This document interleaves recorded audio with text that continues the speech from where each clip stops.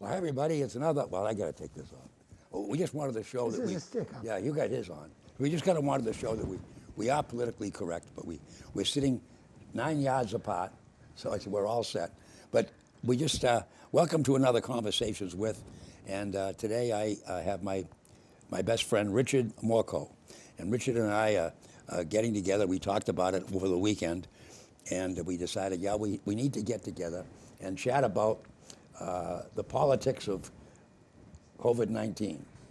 And we are uniquely qualified, because if you look at us, you know we were both around during the Black Plague in the Middle Ages. So we can talk about this with authority. That's right. Well, not only that, we're also two of the brightest guys you'll ever want to meet. It is our humility that people... And I want to say this, we're as good as any of those clowns that are standing at the White House every night. You know? Yeah, that's true. And you know what offends me? And it offends me about the governor, and even Cuomo, because he's on ad nauseum too, is they expect us to wear these, and they're up there and they never put them on.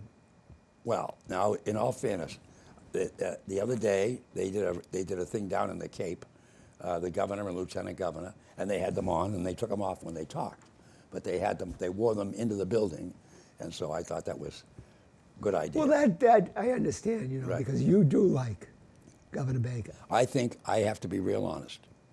In fact, I have a note almost finished,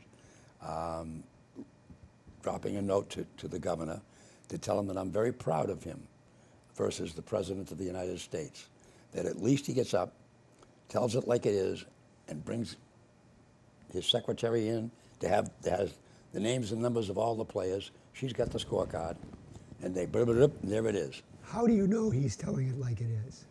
Well, because first of all, he tells you how many people are sick.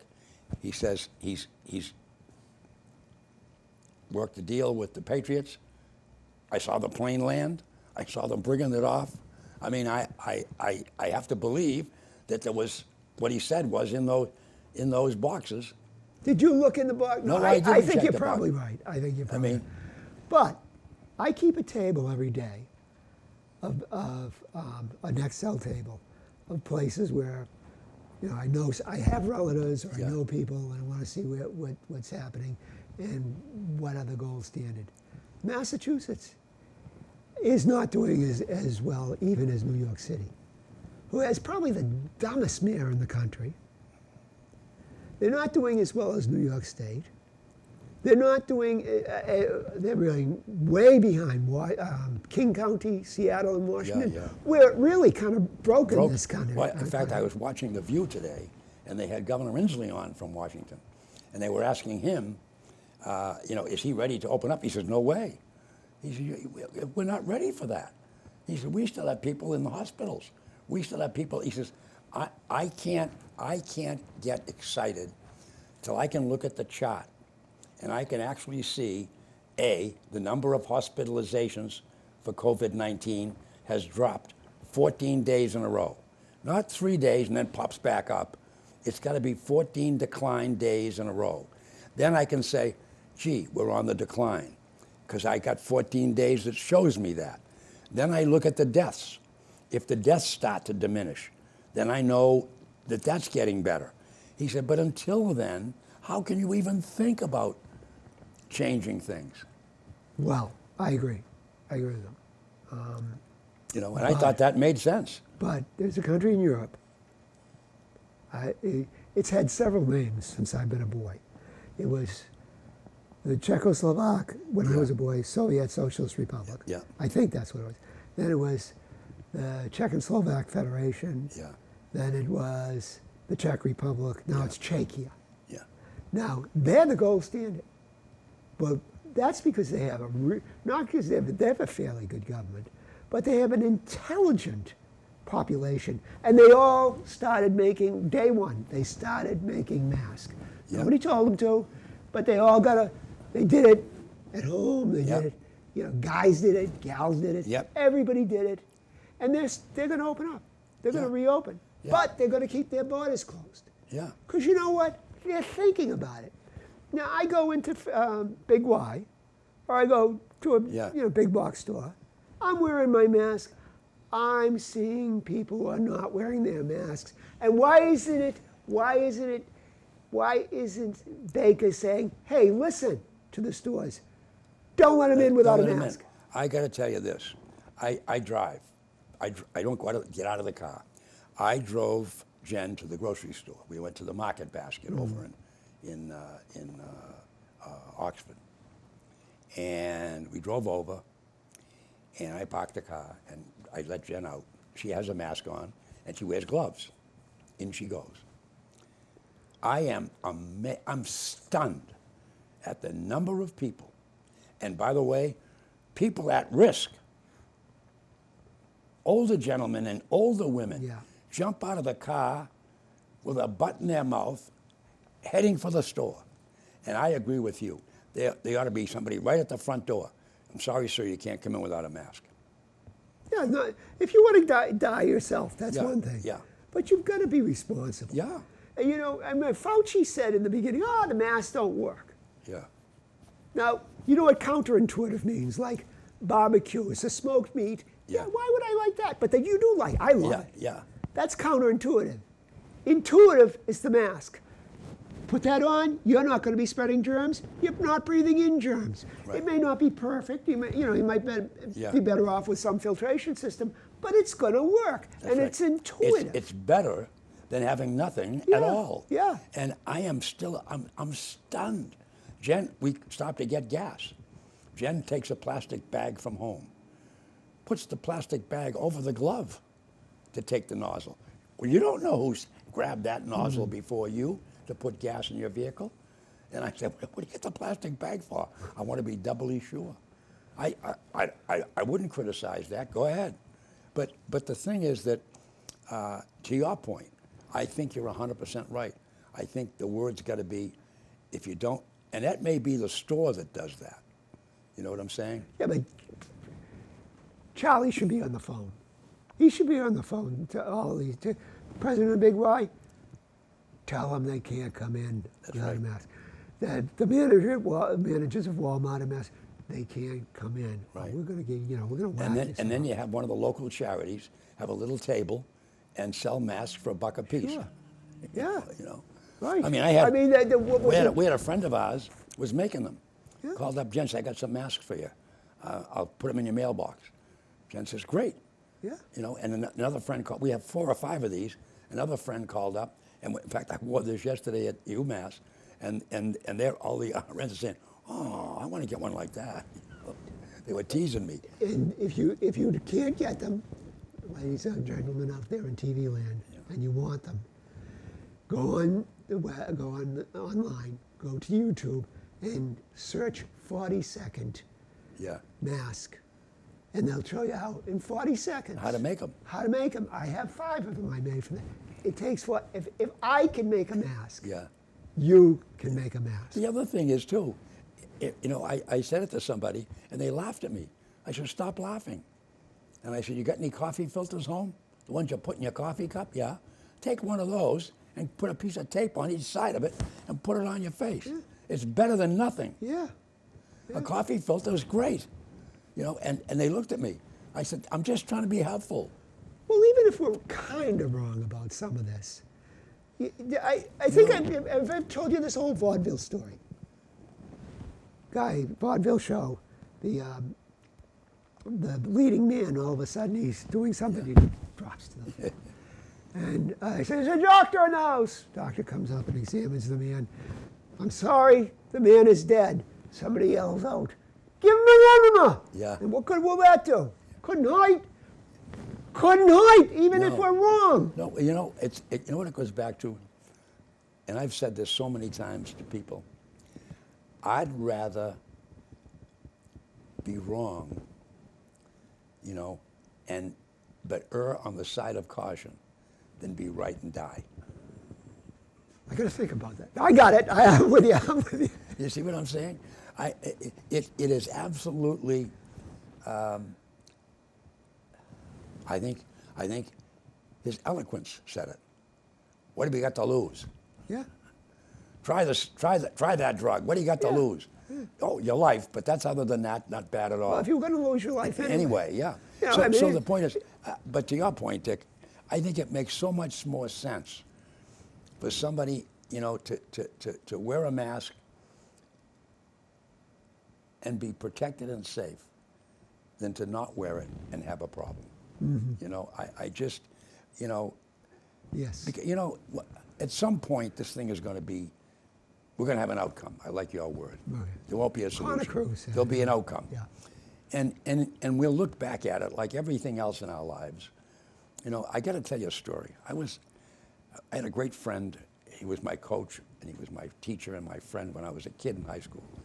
He was really a guy that I just worshipped. And he and I, after I graduated, he still coached, and he was then director of athletics. I was the Toastmaster at his retirement dinner, and I did the eulogy at his funeral, died at 92. But he was a great, name was Coach Melanson, Ed Melanson at Malden High School. And I broadcast the games quite a few years after I graduated on WHL, the voice of the Golden Tornado.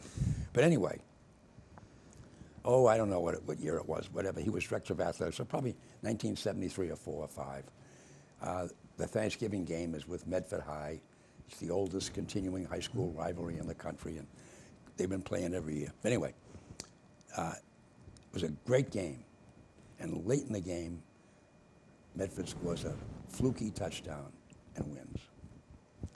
And after the game, the kids were all in the dressing room, and they were all crying. It was a tough day. And the coach talked to them, and you know, and Coach Melanson, who's then director of athletics, comes in, and he said, "Kids, I'm going to tell you something, especially you seniors, because you're done now. This is it. You'll never put that jersey on again. But you sophomores and juniors, you get a chance again next year. But to you seniors, and you won't understand this when I tell you this today, but when you're about 50 years old, you're going to remember I said it to you. And this is what I'm going to tell you. If the worst thing that ever happens to you in your life is that you lost a Thanksgiving game to Medford, you'll be the luckiest kids that ever walked the face of this earth." You know, and I said, wow. And I was just old enough to know that we had ups and downs in my own life. You know, everything isn't perfect. The world is not the kindest place to be. You know, and so it's true. And there'll be an outcome, and we'll look back at this and remember a lot of these things, and see the toll that it's taken. You know, I mean, I think that and I was talking to some friends of mine in the diocese, and they're struggling. The priests are struggling because the problem is where someone passes away, and it may not have anything to do with the COVID-19. They can't really have a funeral. Yeah, that is. You know, he says we have to be careful. We can't just go bouncing in and give someone the last rites. No. There is something I did hear, and we should think about this. I didn't hear it. I read it. It was a paper. It was in Asia that said almost none of the infections of the transmissions are outside. They're all inside. They did a study of hundreds. One case outside, and it was 2 people. Yeah. One. Yeah. So we should think about semi-opening up. Like, if the priest wants to bring out a confessional outside, if he wants to not, you know, maybe have the service at the graveyard, we should be doing that. We should be allowing that. But also think about, we could have, like, the person who cuts my hair could be out in her driveway. And well, you know, I saw a thing for anyone who receives communion, as it happens to be a Catholic. I saw a great thing. There's a priest, I'm trying to think where, it was either New York or New Jersey. There was a Catholic priest. And what he did is he had his a mask on, and he has a big plate, like a turkey platter that you'd have for Thanksgiving. And he has hosts spread out on it. And you must wear a glove, and it's on a table, and the table's high as your car window. And he stands on the other side of the table, and to make sure you're all, and you drive in, and he sees there's 3 people in the car. you can take 3 hosts and then take them and yourself and leave. And he's doing that on Sundays so that they can receive. And I said, what a great idea. Yeah. What a great, and he has this big platter, and he spreads them out so you can get one easy, and then he keeps filling it up as cars come through. You know? I just want to, I'm sorry, I didn't mean to leave out No. Protestants No. and Jewish people. If you want to, outside funerals, I think it can be non-denominational. Yeah, you're outside as long as you stand around. No. You know. Atheists, well, you know what they say about a wake for an atheist anyway. All dressed up and no place to go. Go, that's right. But you know, if you want to do, you know, have But I mean, I think the governor, getting back to him, addressed that. You know, one time he said, in fact, got emotional over it. One of his best friends. Was it a relative? I thought. Oh, one of his, I guess, his best friend in the world. Yeah, his mother. Lost his mother. Yeah. And he said, they couldn't say goodbye to her. They couldn't see her. They just found out they got a call that she had passed away, and he said, you know, it was just devastating, and he said now there's no funeral, you know, and but it's you know it's what it is. It's that's the way it's got to be, you know, and so now let's get back to your favorite subject, Donald J. Trump. Did you get your check yet, by the way, with his name on it? He is not my favorite subject. He's not my favorite president. No, he's not. No. No. But you know, I am so glad now that Channel 5 stopped carrying his because I used to go. It was the I'd be ready to, I'm yelling at the television and said, my wife's going, will you calm down? You know. I said, can you believe what he just said? You know. Well, you know, he has one deficiency as a president. Well, no, he has a lot more deficiencies. But he will walk something back. Like he said, okay, maybe Georgia shouldn't open up. Yeah. Now, is that a strength or a weakness? There are some presidents who won't ever walk in. Oh no, I think I gave him credit. In fact, I was surprised he did it. Well, Now, but on the other hand, a lot of things back. But now on the other thing, here's a guy that's encouraging. I mean, I saw a picture, and when I saw the picture, I was just, and I was trying to put myself in a Detroit police officer's position. But here are these people with AK-47s slung over their arms, with waving the Trump 2020 flags, and they're all standing out there, guys with sidearms. One guy had so many guns on him you could hardly see him. And they're all standing there, and then you see this line of police officers, you know, and I'm saying to myself, all it's going to take is one jackass to pull the trigger. Now, they've had a number of those in different states. Yeah. How many people have died? None. Okay. But that's not my point. My point was we got the President of the United States encouraging public discord, telling people to go out and liberate your state and get that woman from Michigan. And out they went. But my point was, when I watched that line of police officers and that bunch there's probably 40 or 50 of them, all armed, like they were going to Iraq, you know, and I'm saying to myself, all it's going to take is one clown in the 14th row to shoot a bullet up in the air, and here we go. And I was so glad when the cops just stood there and let them do their dance and let them yell and holler, and then they finally went home. But you know what I'm saying? I mean, we've seen it happen where there's a bunch of group and blah, blah, blah, blah, and then one guy throws a punch and everybody's, here we go. Where was the last time we saw that? At a hockey game. Okay, I rest my case. Yeah. I want hockey people. But I mean, you see, no hockey person should ever get a gun. But you see them all. They'll grab each other's shirt and dance around, and then one guy throws the punch. I cried. I say, yeah. Here we go. But I mean, the point is, they're Canadians anyway, most of them. Well, yeah. Well, baseball, you know, pitcher throws a ball, whacks the guy. Yeah. You know. And then everybody comes out of the dugout. I was funny. I was a kid. I was pitching. And it was a high school game, and a good kid that was a catcher, was a friend of mine. And the first inning, a guy gets up and he gets a double. Well, we get out of the inning all right. So about the fourth inning, he's up again. And I hit him. I threw the ball right at him. In those days, we didn't have helmets, right? So you didn't throw, Right. you got him on the bum, see? Right. Get him on the side of the, so you throw it low and got him on the bum. And the kid drops his bat and the catcher comes running out. He says, Dick, you threw it right at him and hit him. I says, yep. What'd you do that for? I says, he'll never get another double. Watch him the next time he gets up. and the kid looks at me and he says, I can't believe you threw it at him. You know, I said, hey. But the thing is that I just, at a time when you're really looking for leadership, you know, we don't really have it. I think that's my Where concern. did we have leadership? Huh? Where did we really have leadership? I remember John Kennedy. You always go back to John Kennedy. Let me tell you something. I saw an interesting article about him, and I forget, I was reading it and I can't remember who quoted it, but they were talking about when you're wrong, you're wrong. And they wrote an article and they said, John Fitzgerald Kennedy stood up and said, with the Bay of Pigs, I made a mistake.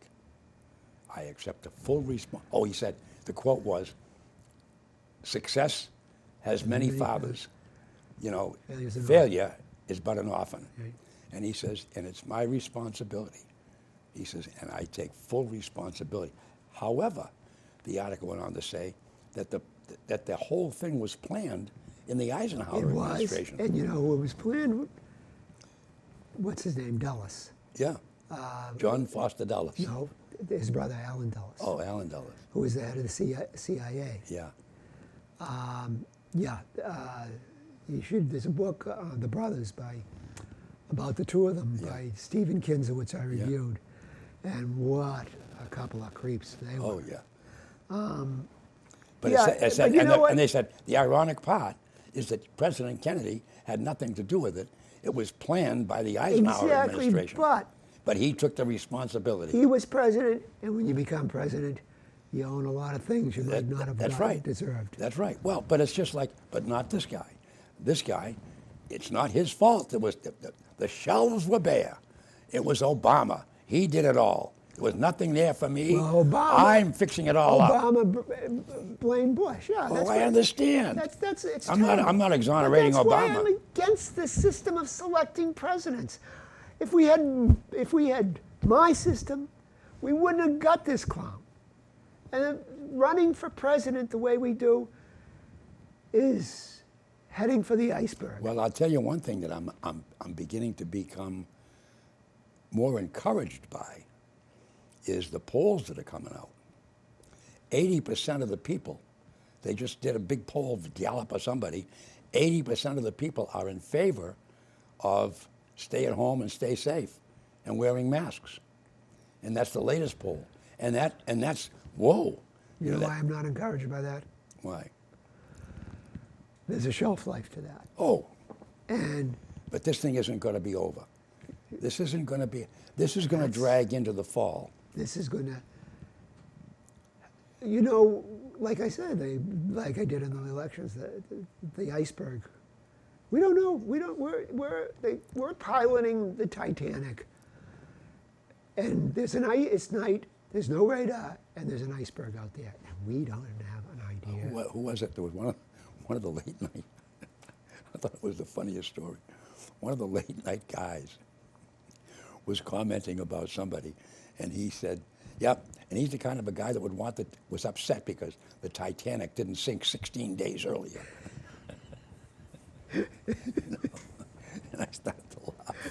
I said, "Oh boy!" But it is going to be interesting, because I remember 4 years ago, you and I were looking forward to the election, and they're talking about, because we ended up with, well, it doesn't matter, but we ended up with one of them didn't win anyway, you know.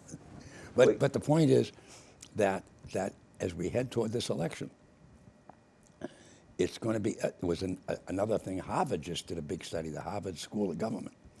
And I saw that this morning, that voters 18 to 29, the question they asked was, are you better off worse off or about the same with President Trump as you were prior to President Trump.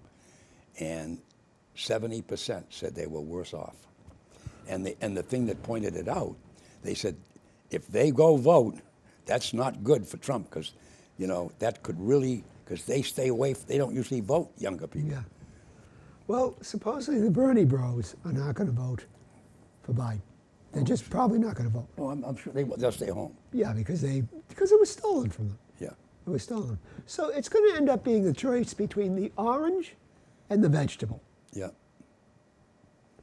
Fruit and nuts, who knows, you know? Whatever. But Biden, you got to admit, I mean, I will say I'm not in. I have to be real honest.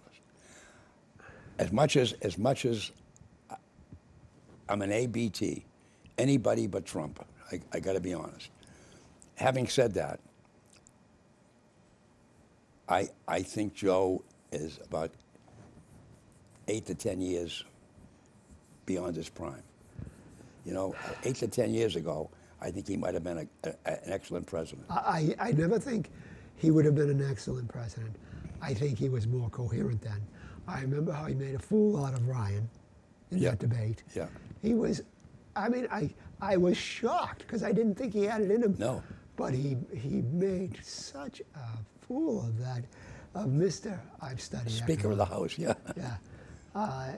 And now. Oh, no. I mean, Time has passed him by. That's he why, doesn't know by where the he way. is. Well, that's why, by the way, I think the key to this whole thing could come down to who he picks for vice president. You know what the key could come down to? Tara Reid, in which the press is not giving her any traction. Tara Reid gets traction, enough traction that everybody says, Joe, go away. And as much as I don't like Cuomo either, I think he's as bad as Trump. I think he's another New Yorker. Oh, yeah. He would beat Trump. And I think that they love to see that happen. They also, the other thing they could do is say to Biden, you have to go because Tara Reid, she's got traction now.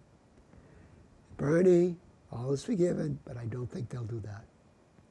Because Bernie is still technically in there. Yeah. And he has enough delegates and all that, But they're scared of him. Yeah. They're scared he actually means what he says. They're scared he's not in the pocket. And Biden is in the pocket. Oh, can I tell you about Sanders? He's not in anybody's pocket. That I'll tell you, I know the guy. And you think he's crazy, but he's not in anybody's pocket. No, he's not. Because nobody probably wants him in their No, pocket. nobody does. But the point is that he is so convinced, that he's right, that all the rest doesn't matter. He is just absolutely convinced that the things he fights for is what we need in this country. And he's convinced that he's right. And that's the tough, he's hard to move in, you know. He's not somebody who's going to take one for the team. And that's why I think that they'd end up saying, hey, Colo, we got a job for you. Yeah. We want you to be, in real life, the Godfather. Yeah. And I think he'd beat Trump. Sanders, I think, would beat him. But Sanders won't beat him. Couldn't beat him. Couldn't beat Trump? I don't think so. I think there's I'd just stay home. I couldn't vote for either one of them because, Well, I couldn't vote for Trump. Well, because first of all, the one thing about Sanders, if he got elected president, he wouldn't get 90%. He wouldn't get any of his stuff done anyway because the House and Senate would never do it. Well, it's sort of like the air clearing up because we're doing nothing outside. Yeah. That might be okay. It is good. There's a positive part of this whole thing. You can breathe. Yeah. They showed pictures. And if Did you see them last night on TV? David Muir at ABC News had pictures of San Diego before and after it, and you could see the smog, and then this beautiful blue sky. So Bernie gets elected, and he gets nothing done. No. Well, yeah, no good bills get passed, but no bad bills get passed. No, nothing so gets there done. you go, could wash. We're all set. All right, folks, there you have it. That's another Conversations with. Richard, thank you very much. It's always a joy and a pleasure. My pleasure. Now we got to go back and put our masks on. There we go. Okay, see you later. All right, which one?